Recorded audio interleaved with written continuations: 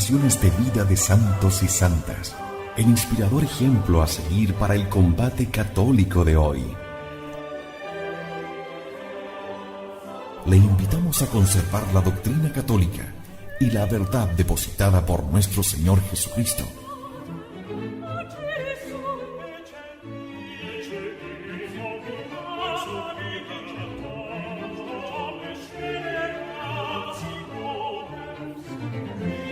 Somos Convicción Radio, auténtico catolicismo, por la gloria de Dios y la salvación de las almas.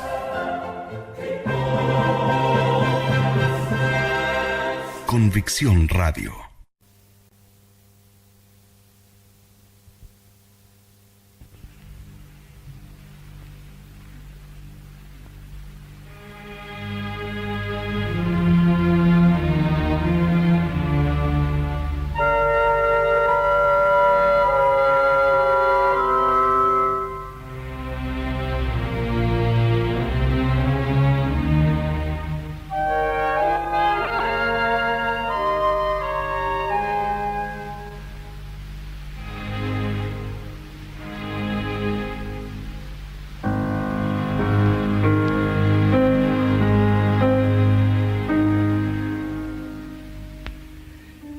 La penitencia cristiana es otro aspecto que San Agustín ha recorrido y del que también ha hablado. La humildad, nos dice, tiene dos polos, uno celestial y otro terreno. El celestial es el conocimiento de Dios y el terreno es el sentimiento de la propia indigencia y culpas personales. Por eso lleva a la confesión. La humildad nos mueve a confesarnos que somos pecadores. Del conocimiento de los pecados se sustenta la humildad cristiana, que anda tan hermanada con la penitencia y con la práctica de la justicia. Porque el comienzo de nuestra justicia es la confesión de los pecados. Y no solo en el comienzo, sino también en todos los grados de la perfección cristiana, no ha de faltar la penitencia como un hábito normal. Así lo ha sentido San Agustín con toda la antigüedad cristiana. Cuán útil y necesaria sea la medicina penitencial. Muy fácilmente lo entienden los hombres que se acuerdan de que son hombres, porque está escrito: Dios resiste a los soberbios y da su gracia a los humildes. Nos hallamos en aquel proceso de curación moral que debe durar toda la vida del hombre, siendo la penitencia una de las medicinas más eficaces. La penitencia se relaciona con la idea de pena, de tormento, de aflicción interior. Todo el que es malvado está mal consigo. Es preciso que sea atormentado, que él mismo sea su tormento. Él mismo es el castigo o la pena con que le aflige su conciencia. El dolor es como un testigo del bien que le fue arrebatado y del bien que le quedó, porque el mal no estraga totalmente la naturaleza. El arrepentimiento como pena supone una culpa voluntaria y una pérdida, pero a la vez la posibilidad de recobrar lo perdido. De aquí el valor de lo que llama San Agustín medicina de la confesión. Es un paso necesario que ha de dar el alma para volverse a Dios reflexionando sobre su propia miseria.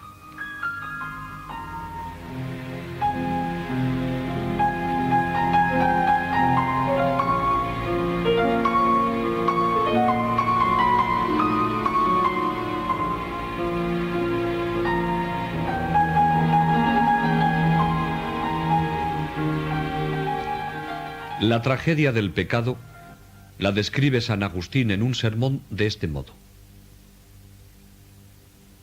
el amor mundano corrompe el alma, y el amor al autor del mundo la purifica. Pero debe ruborizarse de su primera corrupción si desea volver al casto abrazo del Señor. Debe llenarse de confusión si ha de volver al Señor la que se jactaba de vivir fuera, pues la soberbia impedía el retorno o la conversión.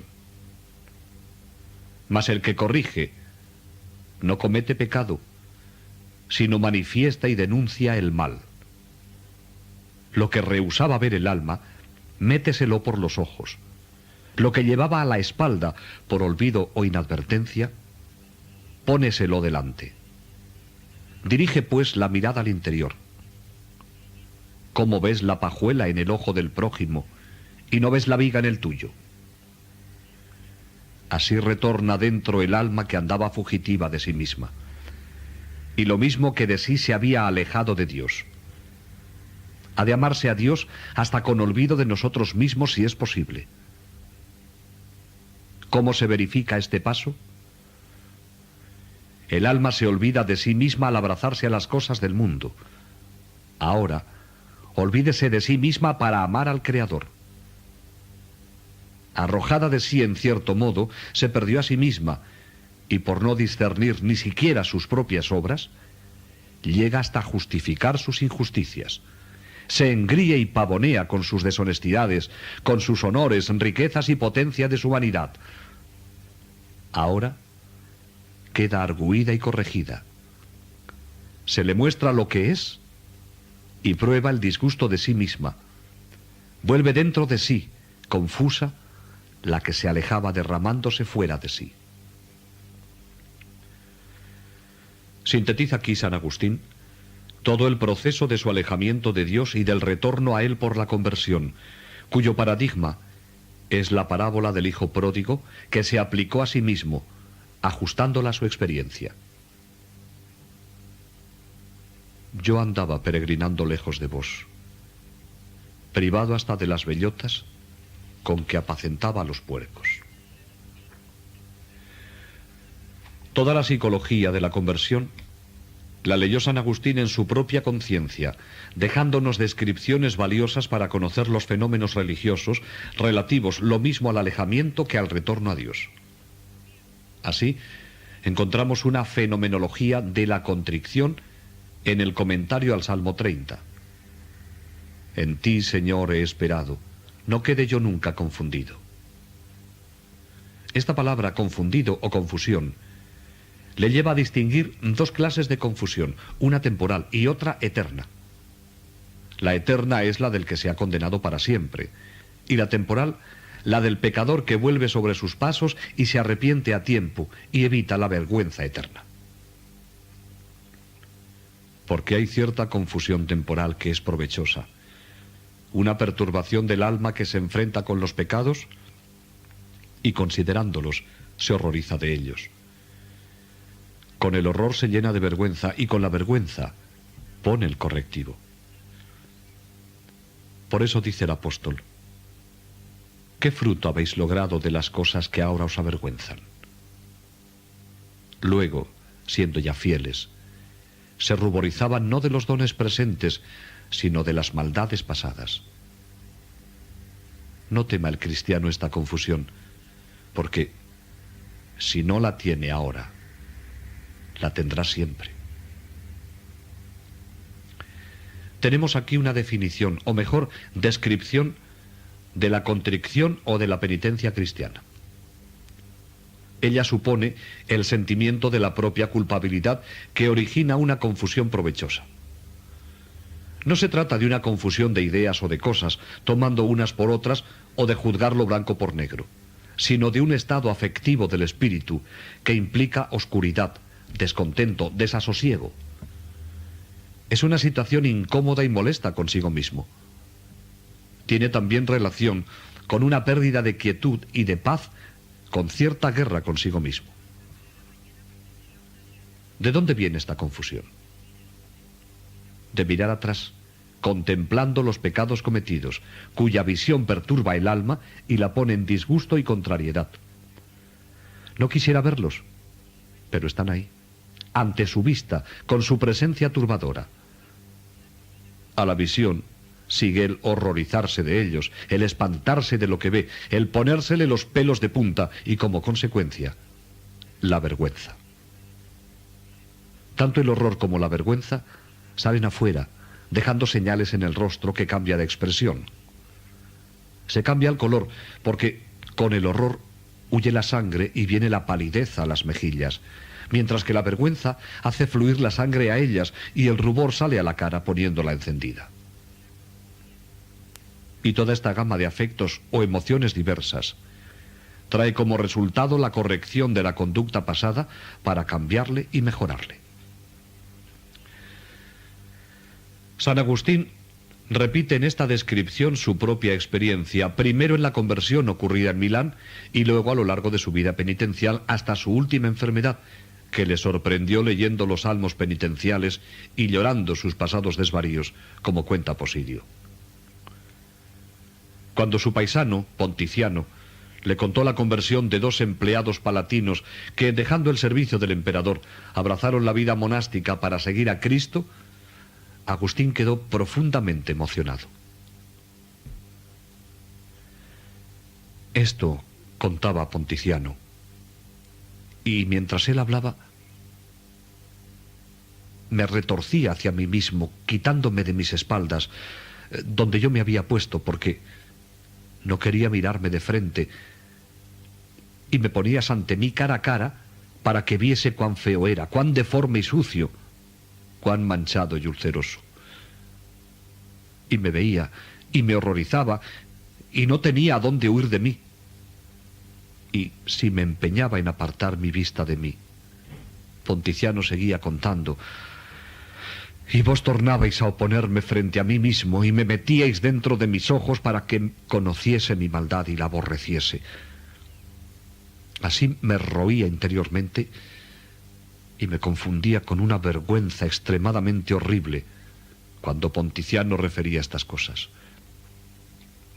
Yo daba bramidos con el espíritu, enojándome con violentísima indignación, porque no iba de acuerdo y beneplácito con vos, Dios mío, como clamaban todos mis huesos que debía ir a vos, levantándoos al cielo con alabanzas.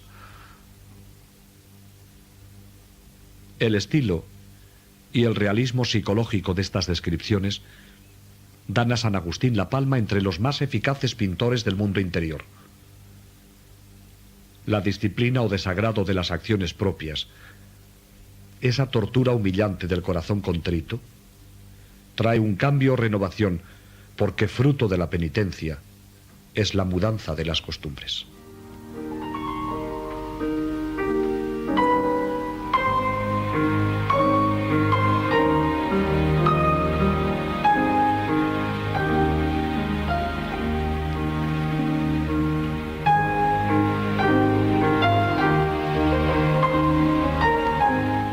Pero la penitencia, como dolor salvífico, no brota de la tierra humana, sino que viene de lo alto. La penitencia es don de Dios. Dura es la tierra del corazón soberbio, y no se ablanda para hacer frutos de penitencia, si no la llueve la gracia divina. Con lluvias sosegadas, baña nuestra tierra el Espíritu Santo. Porque en el penitente hay un Espíritu Santo. Es ya un don del Espíritu Santo quien hace que te desagrade lo que hiciste. Al espíritu impuro agradan los pecados, al Espíritu Santo le disgustan. Pues, aun cuando todavía pides perdón, el disgusto que sientes de la obra mala te une a Dios, pues te desagrada lo que también a Él. Sois ya 2 para combatir la fiebre: el médico, Cristo, y tú. Así pues, como no puede el hombre por su propia virtud confesar y castigar el pecado, cuando alguien se enfada consigo mismo y se ruboriza de haberlo cometido, lo debe al don del Espíritu Santo. Por eso, el espíritu de penitencia es rasgo distintivo de la espiritualidad cristiana o sobrenatural. El agua bendita de las lágrimas brota de la fuente de Cristo. El alma nada entre aguas contradictorias. ¿Cuál es, pues, el agua verdadera? La que emana de la fuente pura de la verdad. ¿Cuál es, sino la que nos enseña a confesar a Dios? Bueno es confesar al Señor.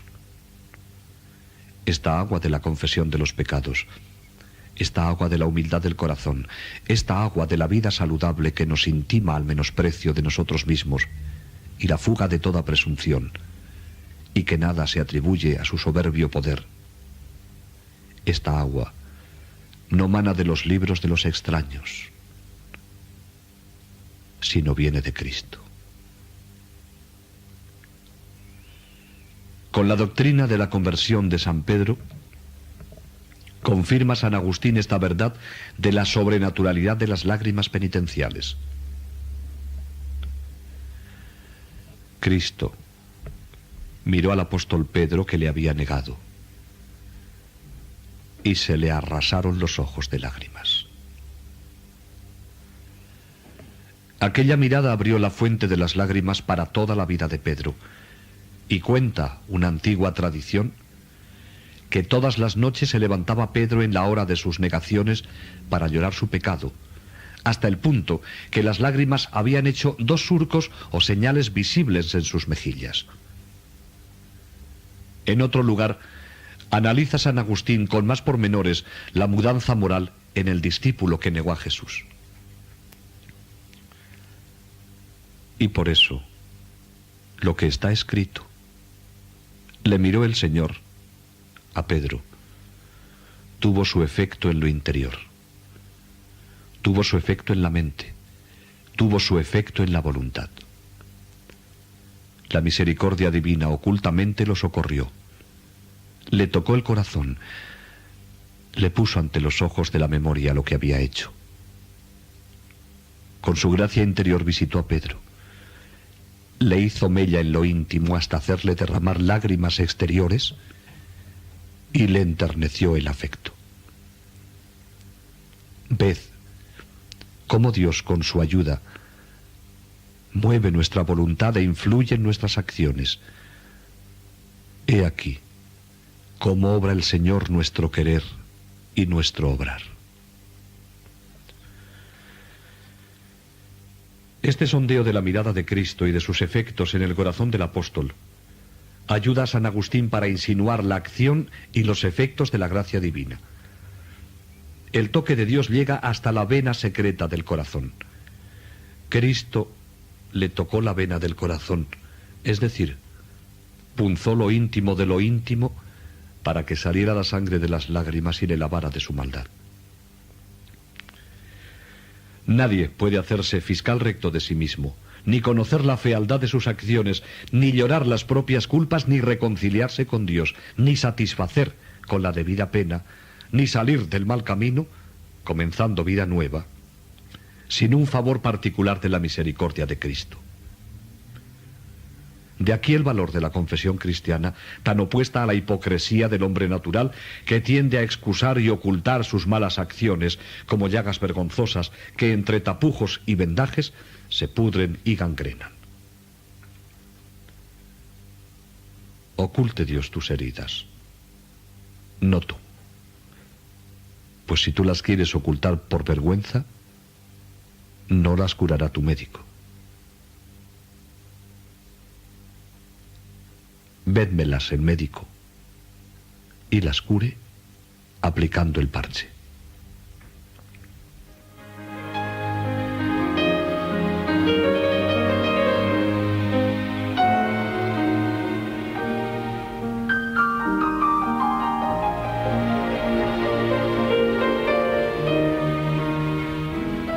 La confesión de los pecados es un acto de iluminación interior.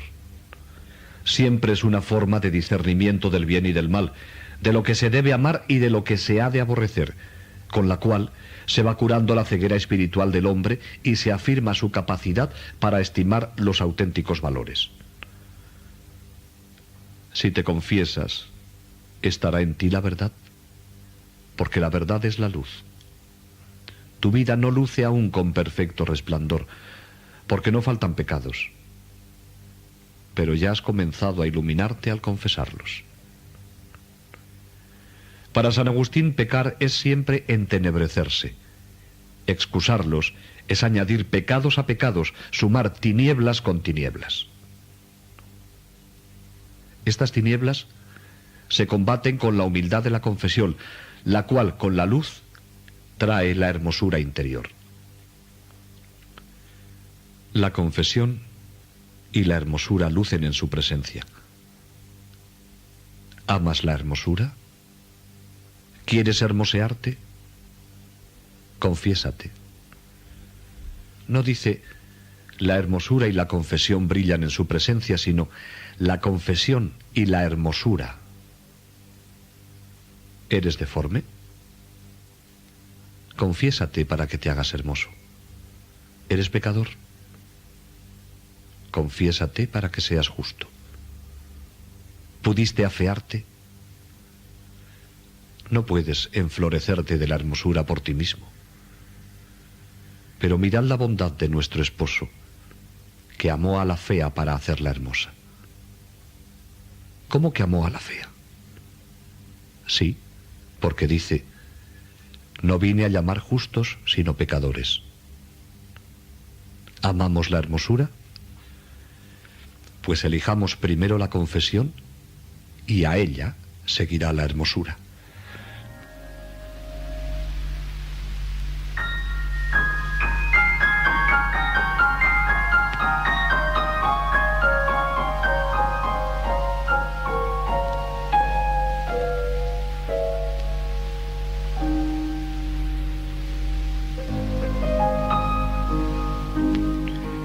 San Agustín, siguiendo a San Pablo, relaciona el abandono y la crucifixión de Cristo con el abandono y la crucifixión del alma cristiana por el dolor de los pecados y la práctica de la continencia o lucha contra las pasiones, que es también dolorosa.